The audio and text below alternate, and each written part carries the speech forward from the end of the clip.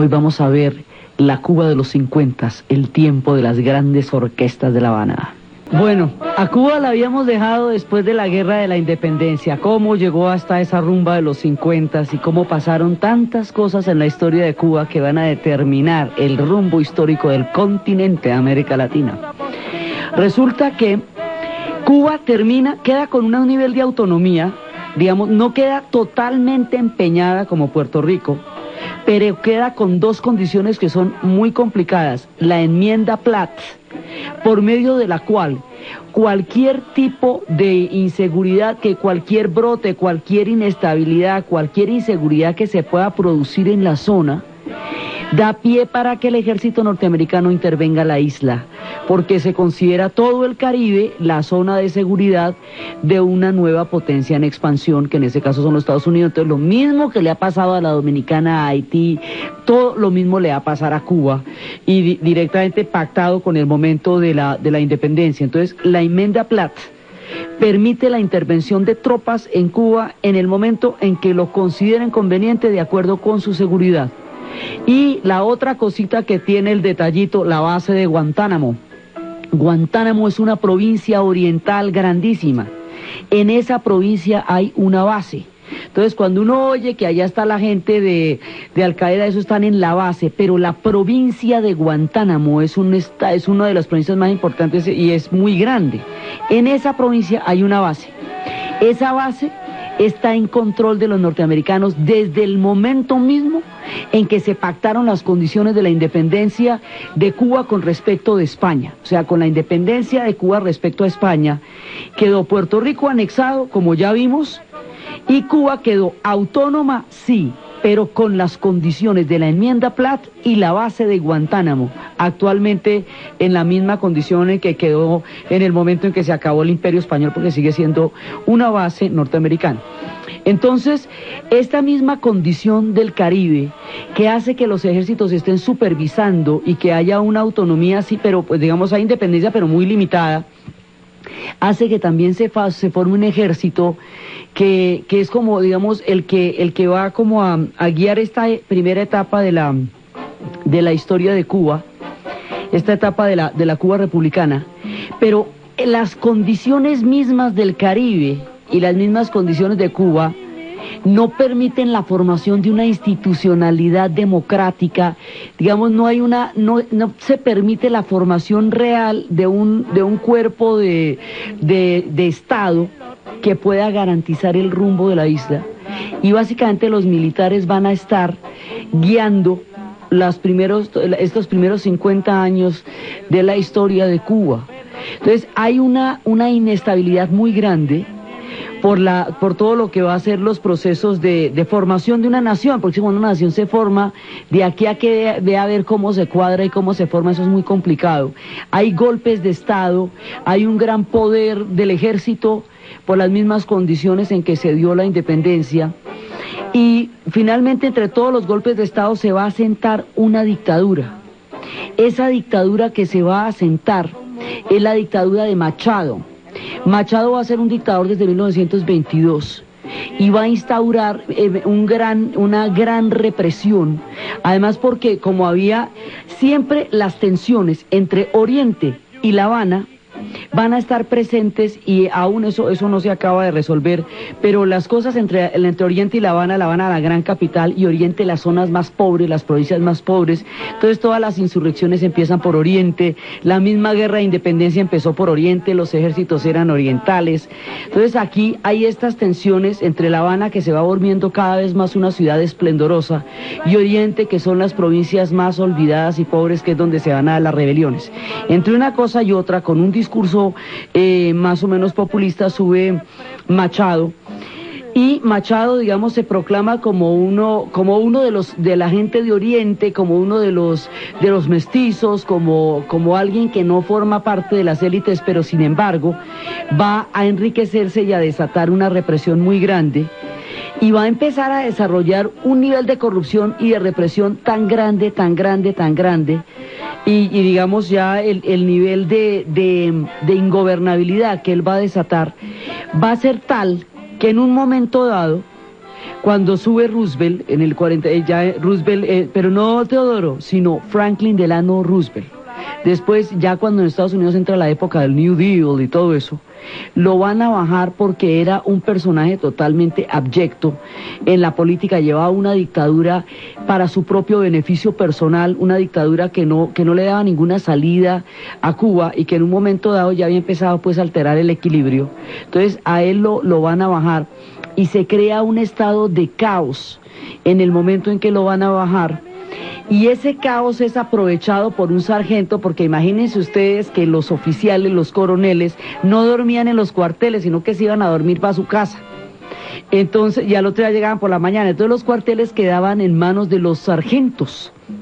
Entonces los sargentos eran los que cuidaban los cuarteles de noche. Uno de estos sargentos un día se tomó el poder, llamó a todos los sargentos y dijo que iban a hacer un golpe de Estado, y los sargentos se tomaron los cuarteles, y cuando acordaron, los oficiales se refugiaron en el Hotel Nacional, pero no hubo nada que hacer, perdieron la batalla, los sargentos ganaron y subió al poder Fulgencio Batista.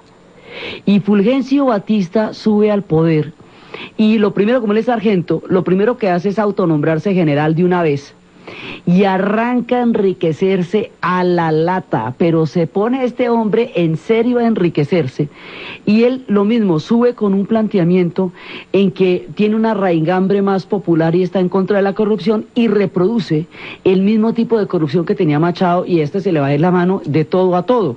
Este fenómeno de las esperanzas que se corrompen o aquellos que suben con un discurso y terminan haciendo otro es muy recurrente en la política del Caribe y también en la actual crisis de Haití. Es muy triste la manera como Aristide, de eso después vamos a ver, se convierte ahora en el tirano cuando él fue la esperanza de los sueños de esa región, de ese país. Entonces aquí pasa que Batista pesca en río revuelto, aprovecha el desorden y con el poder que tiene como sargento le hace un golpe de Estado a los generales y se monta en el poder en Cuba. Entonces él se monta en el poder y su plan de enriquecimiento consiste en permitir todo tipo de negocios ilícitos y sacar tajada de ellos, y va creando un lucro sobre un nivel de corrupción estatal generalizada. Entonces, mientras tanto, en los Estados Unidos, durante la época de la prohibición, durante los años 20, ha venido dándose toda una, si hay una prohibición tan grande del alcohol en los Estados Unidos y en Cuba se puede rumbear, pues la gente se va a rumbear a Cuba, y allá era donde estaba el alcohol, y allá, entonces con la prohibición se van formando mafias y se van formando una cantidad de juegos, de casinos, de garitos, y todo eso se ha ido montando durante la era de Machado, pero va a llegar a convertirse en un paraíso de todos los vicios durante la época de Fulgencio Batista. Entonces, Fulgencio Batista es el que va a permitir que todos los garitos funcionen, que todos los prostíbulos tengan todas las licencias necesarias para funcionar, y va creando lo que, este clima de toda la rumba que se fue formando con la prohibición desde los años 20, que hacía que el alcohol se consiguiera en Cuba, ahí cerquitica a lo que va a ser Miami, por un lado. Por el otro lado, la franquicia para todos los juegos de azar que estaban prohibidos en algunos de los estados, de muchos de los Estados Unidos. Todo esto, la cantidad de tajada que se saca de cada uno de estos negocios que en Estados Unidos son ilícitos y allá sí. Y por el otro lado, más adelante con el New Deal en la época de Franklin, llegan los movimientos sociales, llegan a imponer las 8-8-8, las 8 horas para descansar, las 8 para dormir, las 8 para trabajar, para vivir, que fueron la razón por la que murieron los mártires de Chicago en el 1 de mayo. Eso se va a imponer durante la época de Roosevelt, y al imponerse el New Deal empiezan a aparecer las vacaciones colectivas y la gente masivamente va a empezar a ir de vacaciones, y va llegando un turismo a Cuba masivo. Entonces a Cuba va llegando el turismo, pero el turismo en forma. y va llegando la rumba, la rumba la han tenido siempre, pero la rumba se vuelve una cosa de exportación. Iban llegando los garitos, iban llegando los shows y se va formando una ciudad legendaria como Port Royal fue en las épocas de los piratas en Jamaica, una ciudad como fue Berlín en los años 30, una ciudad de perdición donde valía todo, eso era La Habana, con la arquitectura más colosal, con el estilo Art Deco, con el modernismo, con el estilo colonial, con el estilo republicano, mansiones gigantescas recubiertas de mármol, grandes salones.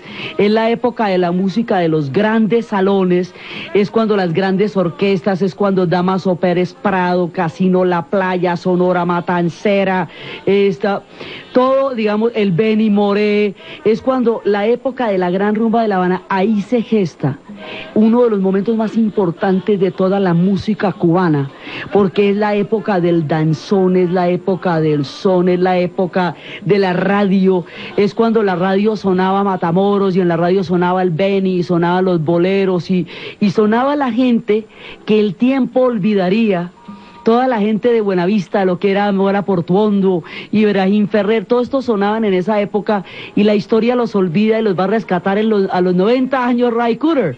Pero ellos eran todos de esa época, ya era el tiempo de Ignacio Piñero, ya era la época de todas las grandes orquestas y eran los bailes gigantescos en los salones, los hombres vestidos de smoking, zapato combinado de bacán, las mujeres vestidas así con un esplendor impresionante.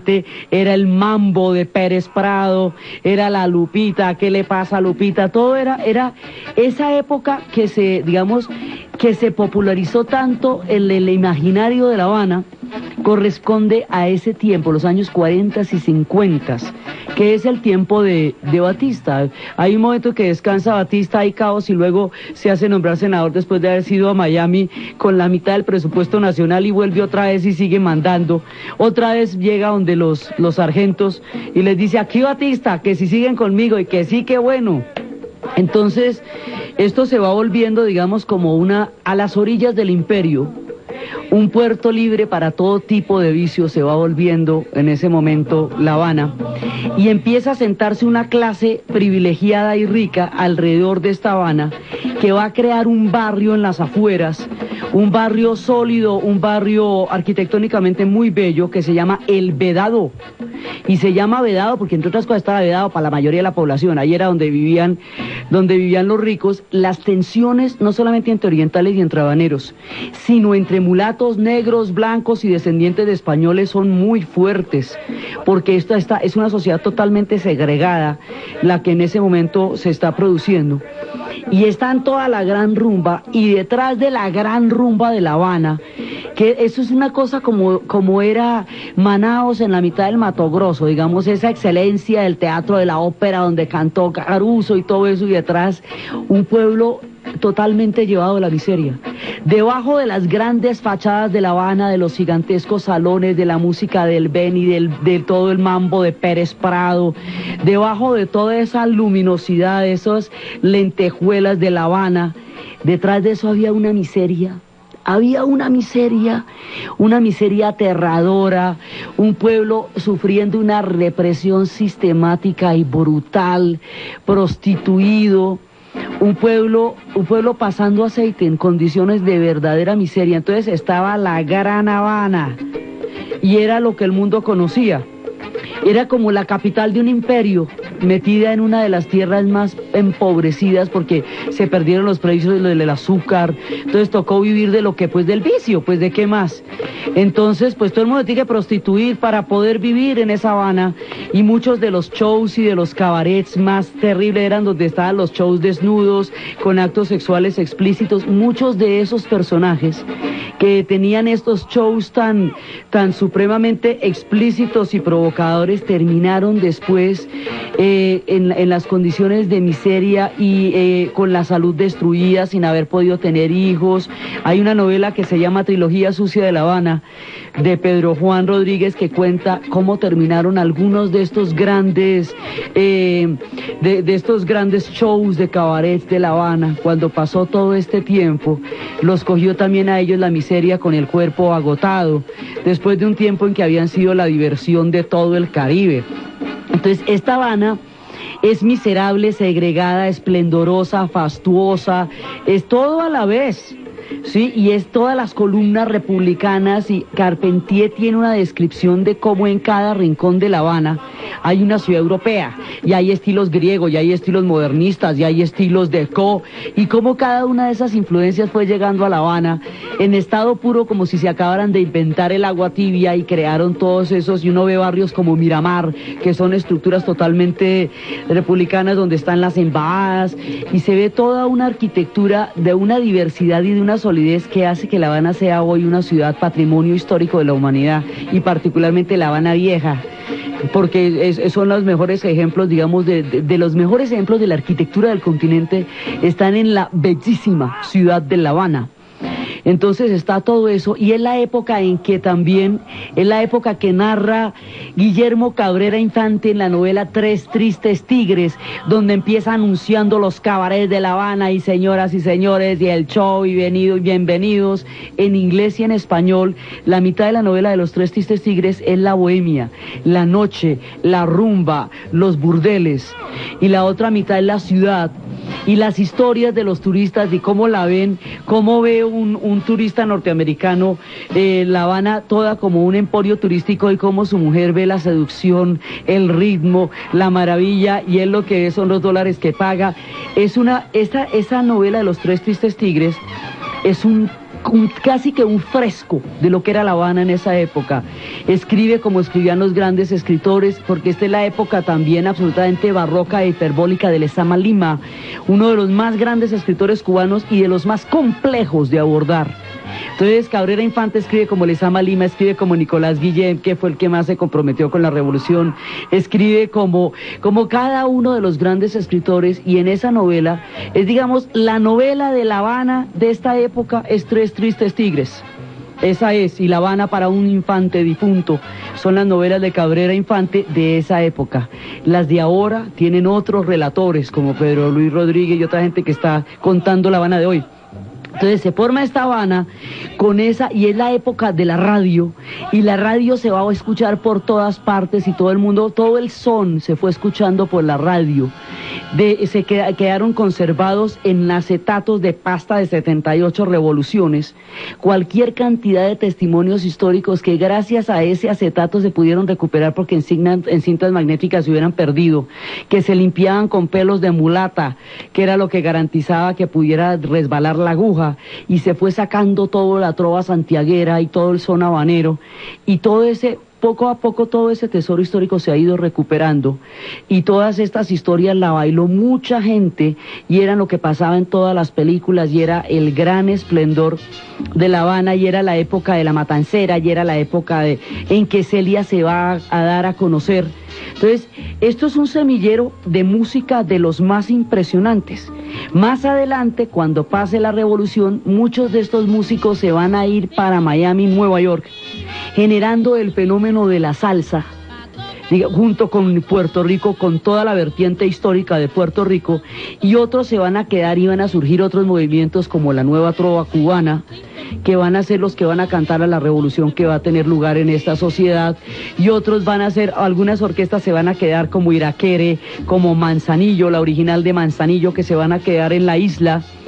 Y digamos, unos y otros se reparten. El Beni va a morir en el alba de los tiempos, enterrado como un jefe de Estado, ¿sí? Y los otros van a quedar en Celia, y todos ellos van a quedar en Miami, en otra cultura que se va a formar. Después vamos a contar esto en detalle. Otra cultura, otro país que se va a formar fuera de Cuba, después de que la revolución le dé un giro histórico a toda esta época. Entonces, Cuba está en una época en el contraste entre el esplendor de La Habana entre toda la voluptuosidad de esta Habana salvaje, de esta Habana llena de vicios, de esta Habana mundanal, rumbera, y la miseria, digamos, a esta Habana tenían derecho pocos, se lucraban pocos y la miseria era de muchos.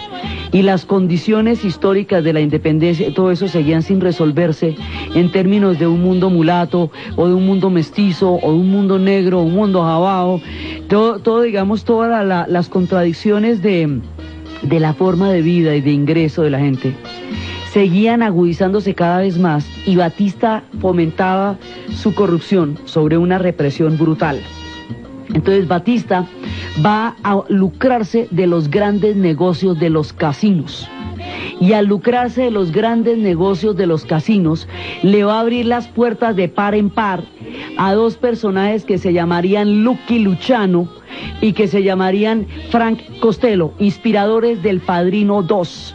Por eso es que en la escena del Padrino 2, en una terraza, Hyman Roth se está repartiendo el mapa de Cuba entre las principales familias de la mafia italiana.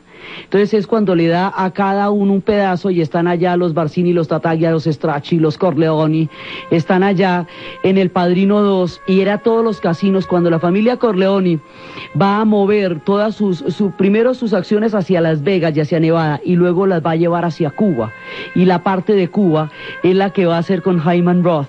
Y en esos grandes shows de La Habana y en esos espectáculos brutales y depravados es cuando se entera Michael Corleone, porque Fredo, su hermano, dice que él iba a esos casinos y a esos espectáculos con Johnny Ola, que su hermano es parte de la traición que se está rindiendo.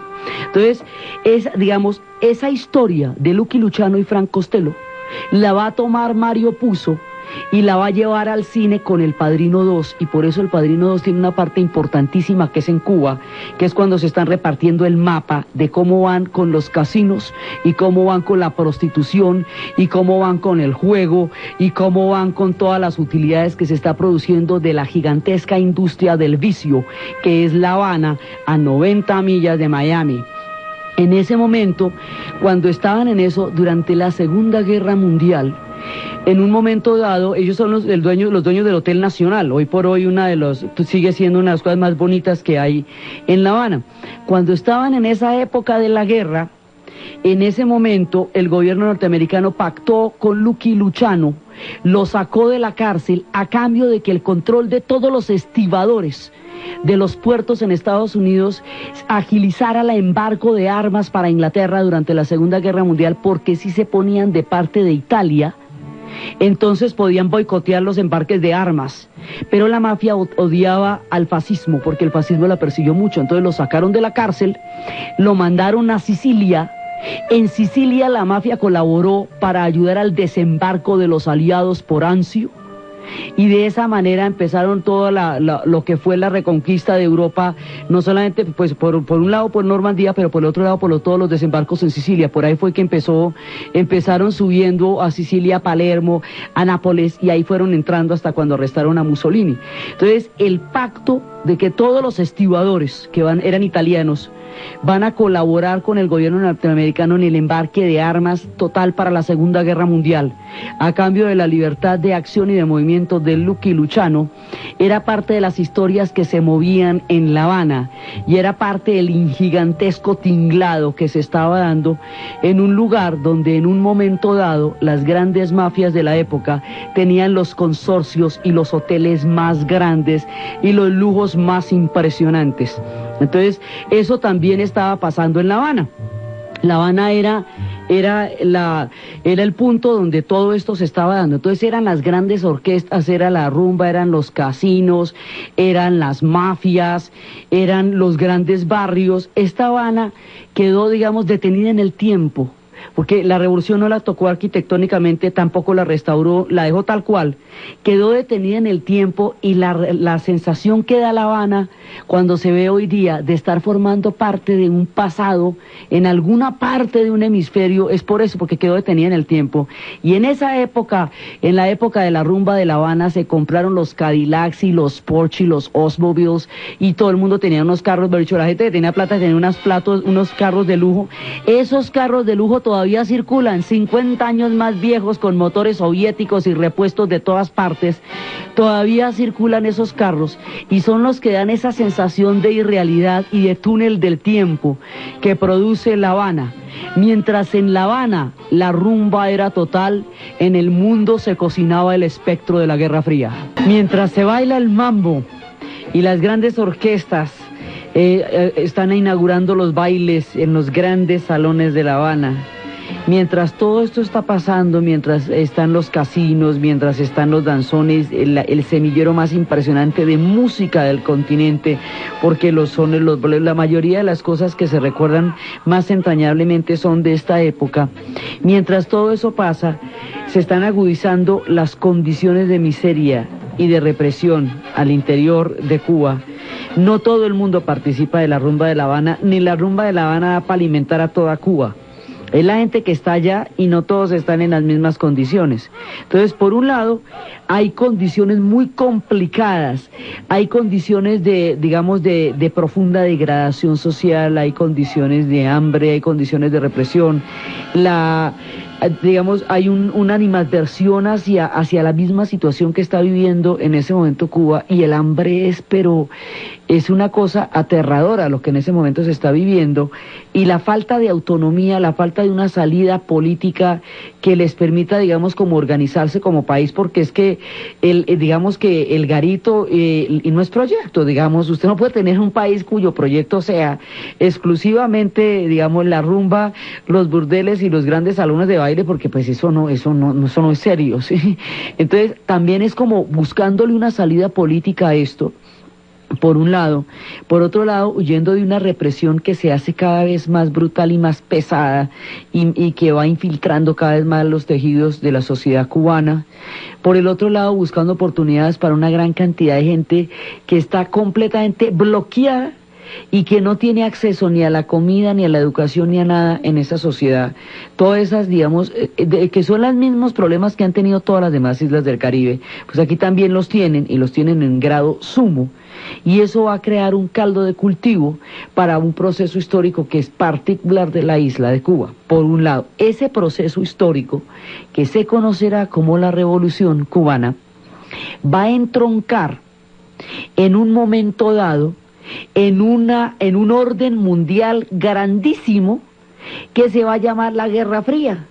Y la Guerra Fría le va a caer encima a Cuba como un piano de cola, la aplasta. Porque hemos venir la Guerra Fría en la región, la hemos venir, pero a esto les va a tocar de frente carrera mar. Porque la Guerra Fría empieza en Europa, con las conferencias de Yalta y de Potsdam, pero queda instaurada con la de Potsdam. En el momento en que se sentaron las conferencias de Yalta, pues se sentaron Churchill, Stalin y Roosevelt. Los tres habían peleado juntos contra el nazismo y habían derrotado a los alemanes. Pero en la conferencia de Potsdam ya no están. Churchill, porque fue llamado a Londres para elecciones y perdió las elecciones. El hombre que los había salvado en la guerra no sería quien los gobernara en la paz. Roosevelt muere a finales del 44, y el destino de la historia cambia completamente, y nadie se imagina qué hubiera pasado si Roosevelt hubiera vivido lo suficiente para rematar ese pedazo de la guerra, si hubiera estallado o no la bomba atómica. Muchos interrogantes, porque la personalidad de Roosevelt era muy diferente a la de Truman. El asunto es que a la siguiente conferencia llegan Truman por Estados Unidos, Adler por Inglaterra, Stalin por Rusia, y Stalin no conoce a ninguno de ellos. Se están repartiendo el mundo. En Yalta todavía hay un clima de confianza es cuando se proponen repartir Polonia 90-10 entre Rusia e Inglaterra, y Grecia 90-10 en proporción inversa, y de una vez van sellando los destinos de un poco de pueblos. Pero ya en la conferencia de Potsdam hay un clima de desconfianza, y estando en la conferencia le llega el mensaje a Truman que el bebé ha nacido bien, es decir, el experimento de la bomba atómica acaba de triunfar, Estados Unidos tiene la bomba atómica. Esas condiciones hacen que la negociación en Potsdam sea supremamente dura y quede montada la Guerra Fría. Los Estados Unidos y la Unión Soviética han ganado la Segunda Guerra Mundial en condiciones muy diferentes, porque la Unión Soviética lo que va a tener en ese momento es un 25 millones de muertos de los 50 que cayeron en la Segunda Guerra Mundial y el 70% del territorio destruido, mientras que Estados Unidos va a quedar con la industria intacta, el territorio intacto, porque la guerra no fue allá, y eso hace una diferencia muy grande. La primera parte de la Guerra Fría es por el reparto de la América Latina para los Estados Unidos y de la Europa Oriental para la Unión Soviética. Esas son las teorías de la zona de influencia. Ese pedazo se respeta tal cual. Eso por una parte. Alemania va a quedar, la rabia que Rusia tiene con Alemania es tan terrible que en esas conferencias Rusia está más interesada aún en hundir a Alemania que casi que en ganar cualquier otra cosa. Quiere que Alemania no vuelva a ver el sol de la historia, porque les deben 25 millones de muertos y los rusos se los van a cobrar muy duro. Entonces, eso es lo que les interesa. También les interesa bloquear a Japón, pero fundamentalmente a Alemania. Queda claro cuáles son las zonas de influencia, pero un montón de procesos de descolonización que van a tener lugar después de la posguerra no quedan claros porque no existían. Entonces hay un montón de zonas que a entrar a disputarse cuando el mundo se va volviendo una bipolaridad entre los Estados Unidos y la Unión Soviética. Cuando la Unión Soviética desarrolle la bomba atómica también, al tener los dos las armas atómicas, no puede haber una guerra frontal. Y no puede haber una guerra frontal porque se acaba el planeta y así no tiene gracia. Entonces no se van a matar directamente porque así ya no se vale, sino por entre las tiendas. Entonces van a coger todos los conflictos que sucedan en el mundo y los van a poner en la direccionalidad de la Guerra Fría. Y un orden que se está cocinando a miles de kilómetros en Europa va a tener en América Latina su epicentro en la isla de Cuba. Entonces, porque así es la historia, le caen a uno pianos lloviendo de quién sabe dónde. Entonces resulta que la Guerra Fría empieza por el asunto de Berlín, porque cuando en el momento en que Estados Unidos empieza el Plan Marshall para la reconstrucción de Europa, la Unión Soviética no quiere que Berlín entre a formar parte del Plan Marshall, porque eso es lo que virtualmente dividiría en bloques económicos a la Europa, en una economía capitalista y en una economía comunista, y fundamentalmente porque no quieren que a Alemania le llegue ninguna ayuda de ninguna parte para nada. Es un objetivo soviético por el odio que hay detrás. Entonces, cuando se produce el Plan Marshall es cuando llega el bloqueo sobre Berlín, es cuando le hacen un bloqueo total y los aliados hacen un puente aéreo para alimentar a Berlín. Entonces empieza la Guerra Fría en Europa, por Alemania, por Berlín. Y luego la Guerra Fría se desplaza al Asia con el triunfo de la Revolución China, porque la Revolución China hace mostrar que la Unión Soviética con sus 20 y pico millones de kilómetros cuadrados es comunista, la China abajito se vuelve comunista y Taiwán se vuelve el último reducto capitalista cuando las tropas de Chiang Kai-shek se acantonan en Taiwán y Mao Zedong triunfa en China en el momento en que, después de que los japoneses han sido evacuados por la rendición después de la bomba atómica. Como los japoneses no fueron derrotados en combate, o sea, el ejército japonés no fue derrotado nunca. Japón se rindió por la bomba atómica. Había habido un ataque terrible por todas las islas del Pacífico, pero los ejércitos japoneses en tierra, los que estaban implantados en Rangún, en Myanmar, estaban intactos. Entonces se decidió lo siguiente, que para evacuarlos se temía que ellos hicieran una rebelión con respecto al emperador, lo cual no es imposible porque ellos tienen una religión basada en el carácter divino del emperador y no se van a rebelar contra su Dios. Pero no estaban los aliados para sutilezas, pensaron que podrían rebelarse y seguir combatiendo y decidieron dividir dos países para garantizar la evacuación. A Corea la dividieron por el paralelo 38 y a Vietnam por el paralelo 17. Del paralelo 38 para el norte evacúan los soviéticos, del paralelo 38 para el sur evacúan los aliados, y lo mismo Vietnam, del 17 para arriba los soviéticos, del 17 para abajo los aliados.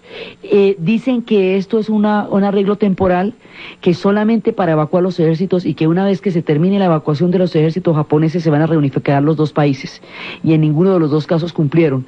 Partieron los países y eso llevó también a las guerras. Entonces la guerra de Corea estalla muy encima de la Segunda Guerra Mundial, estalla en el 51, del 51 al 53. Y en la guerra de Corea hay un momento en que los chinos, con su revolución triunfante, dicen: nosotros no nos metemos si no atraviesan el río Yalu. Si se meten con el río Yalu, límite entre China y Corea, pues las tienen. Se metieron con el río Yalu y las tuvieron. Entonces Corea empieza a suministrarle, China empieza a ayudar a Corea del Norte. La Unión Soviética empieza a aprovechar esa zona que se le dio para irla convirtiendo en una zona de influencia suya, y los Estados Unidos y los aliados hacen lo mismo abajo y parten los países. Y en el momento en que se cruza el paralelo 38, cuando toda Europa está en ese momento en un viraje hacia gobiernos títeres de Stalin, se produce la guerra de Corea. Entonces, cuando se produce la guerra de Corea, es cuando cuando MacArthur dice que lo que hay que hacer es botarle una bomba atómica a China. Entonces le dicen: no, mira, MacArthur, te veo fatigado. Espérate, tómate un tecito, te voy a explicar. La guerra es contra Rusia en Europa y no contra China en Asia, ¿sabes? Ese es el lugar equivocado con el pueblo equivocado. Tú descansa, tú tranquilo, y lo relevan del mando porque lo ven como fatigadito. Entonces, la guerra de Corea queda en tablas, porque en la medida en que China esté suministrando las armas para que Corea del Norte pelee, pues no hay manera de que eso se acabe mientras no ataque China, y atacar China ya es irse para lo hondo. Entonces en ese momento queda en tablas.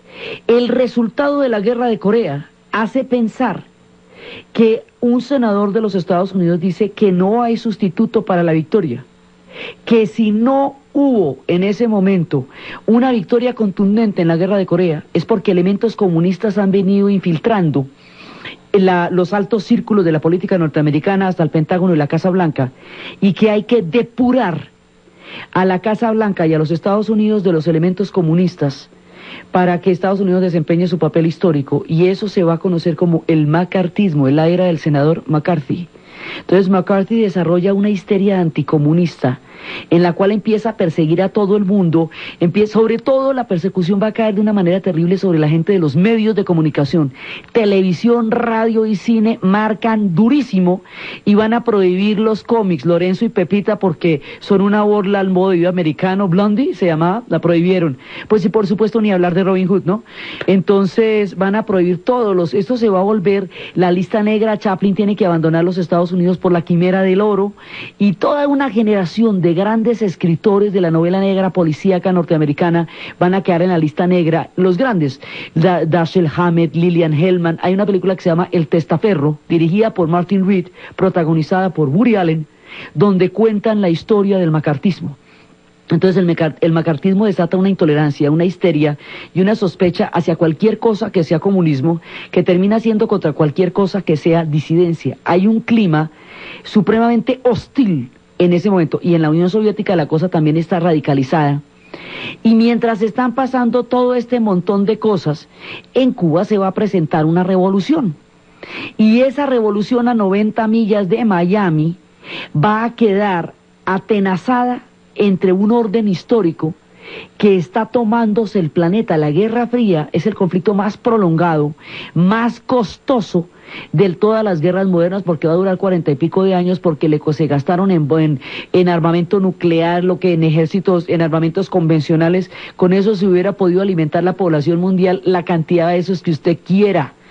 Ese conflicto tomó el planeta entero, y en América Latina ese conflicto se va a dar alrededor del caso de Cuba. Por eso la rumbera Habana se va a ver metida en un drama geopolítico impresionante. Es más, si en algún momento estuvo el mundo a punto en el momento más cercano en que hemos estado del estallido de la bomba atómica fue la crisis de los misiles en Cuba, después de triunfada la revolución, cuando se mostró en el 62 que había bases de misiles nucleares en Cuba, y les dijeron que iban a crear una zona de seguridad y que si pasaban de esa zona de seguridad les botaban las bombas atómicas, y eso fue una respuesta al emplazamiento de misiles nucleares en Turquía, que queda a la misma distancia de Rusia que Cuba de Miami. Entonces, en Cuba va a haber una revolución que tiene que ver es con la situación cubana, tiene que ver con la rumba de La Habana, la pobreza de Oriente, la miseria, la segregación, el carácter prohibitivo del vedado, tiene que ver con el asunto cubano. Sí, es un problema intrínseco del pueblo cubano, pero en el momento en que sucede, en el orden político que estaba pasando y en la geopolítica mundial, se va a volver un problema por lo menos hemisférico, porque toda la Guerra Fría empieza en Europa con Berlín y con el reparto, con Yalta y Potsdam, sigue para Asia con la Revolución China y va a llegar a América Latina con la Revolución Cubana. Entonces, por un lado hay una revolución cubana, que es un asunto absolutamente cubano, y que son resoluciones y problemas de la gente de la isla sobre cómo es que quiere resolver sus asuntos. Hay una foto y un artículo en el New York Times que habla de unos barbudos que se han tomado de un barco que se llama el Granma, que llegó, y que se habla de unos barbudos que se habían tomado un cuartel el 26 de julio, el cuartel de Moncada, y que los habían cogido, los habían sometido de juicio, y después ellos habían vuelto y habían entrado con un buque que se llamaba el Granma, y eran en un principio, los miraban con mucha simpatía. Ellos decían que ellos no iban a alterar como las condiciones históricas en las cuales estaba en ese momento Cuba con respecto a los Estados Unidos. En un principio esta revolución no tiene que ver ni con unos ni con nosotros, tiene que ver con los cubanos. Cuando estalla la revolución, después la vamos a ver con calma, pero cuando estalla la revolución y empieza la purga contra todo el régimen de Batista, contra todos los ricos, contra todos los carteles y contra toda este mundo que hacía de La Habana el surtidero de vicios del imperio, cuando empieza toda la lucha contra esto, va a haber paredones y va a haber muchos fusilamientos. Y mucha gente de los sectores más acomodados va a salir a Miami. Y cuando vayan a salir a Miami, van a crear otra cultura, otro país. La mitad de Cuba, una parte de Cuba actualmente vive en la isla y la otra vive en Miami. Y se van a desatar unos odios todavía vivos y complejos entre los cubanos de Miami y los cubanos de la isla. Se van a llamar peyorativamente los unos a los otros, y va a haber otra cultura en Miami. De la cultura en Miami es que nosotros vamos a conocer a Celia Cruz y todo el fenómeno de la salsa en Nueva York, y a Gloria Estefan y a Andy García. Ese es todo el combo de la gente que va a salir en Miami. De la cultura de la isla es que vamos a conocer a Silvio Rodríguez y a Pablo Milanés y a toda la gente que se quedó en la isla. Dos realidades históricas surgen a partir del triunfo de la revolución. Cuando se produce el paredón y empieza la nacionalización de las industrias, la mayoría de las industrias son norteamericanas. Al nacionalizarlas, empiezan a afectar los intereses de los norteamericanos en la isla, y esto con la enmienda Plata y Guantánamo es complicado porque estamos en el Caribe en la época en que la hegemonía la tienen los Estados Unidos. Entonces empiezan a pisarle callos a ellos y a los a los mafiosos, a Hyman Roth, porque en El Padrino 2 vemos que les toca salir pitaos. Esta revolución se hace el 31 de diciembre a las 12 de la noche, 1 de enero, cuando está armada la rumba total. ¿Usted imagina una rumba de 31 en La Habana? Eso era una cosa serísima. Y entonces en el momento que se hace la rumba total, cuando la gente está en plena parranda, se toman, hacen la revolución. Entonces toda la gente tiene que salir de los danzones a los aviones y tiene que salir petados. Y después empieza la nacionalización de las industrias y de las compañías, y después empieza el paredón y la purga de una cantidad de gente de los sectores que se van a ver desplazados por este cambio histórico. El paredón empieza a ser fuertemente criticado por los Estados Unidos, y el que les pisen los callos en términos de nacionalización de las compañías, y también lo que afecta a todos los carteles del juego y todo eso, que tiene que salir corriendo toda la parte de la mafia y todo eso, hace que empiece a criticarse esta revolución, empiece a sentirse que esta revolución tiene un carácter que amenaza la estabilidad de la geopolítica de los Estados Unidos en la región. Y estamos en la época todavía vigente la enmienda Platt. Entonces, cuando los Estados Unidos va moviéndose hacia un bloqueo por eso mismo, la Unión Soviética le pone la papaya más grande del mundo, pero servidita a 90 millas de Miami, la delicia total. La Unión Soviética pone todas las armas y todo a servicio de Cuba, la acoge en su seno, y en contra de los acuerdos de Yalta queda con un enclave a 90 millas de Miami, con el cual va a dar toda la lora del mundo. Entonces, la historia de cómo se va a dar todos estos acontecimientos, sus hechos y sus ecos, y sus proyecciones históricas y sus inciertos futuros, es lo que vamos a ver en el siguiente programa. Entonces, desde los grandes salones de La Habana, desde las big bands, desde las grandes orquestas, desde Damaso Pérez Prado, Benny Moré, desde la Sonora Matancera, la trova santiaguera de la radio, el mundo de las fachadas de La Habana, la inmensa literatura, Lezama Lima, Alejo Carpentier, y todo ese periodo de florecimiento cultural, histórico y rumbero, hasta los cambios y los reveses que la historia le va a dar a esta isla, con una suerte continental totalmente distinta en la narración de Ana Uribe, en la producción Jessy Rodríguez, y para ustedes, feliz domingo. Muchas cosas hay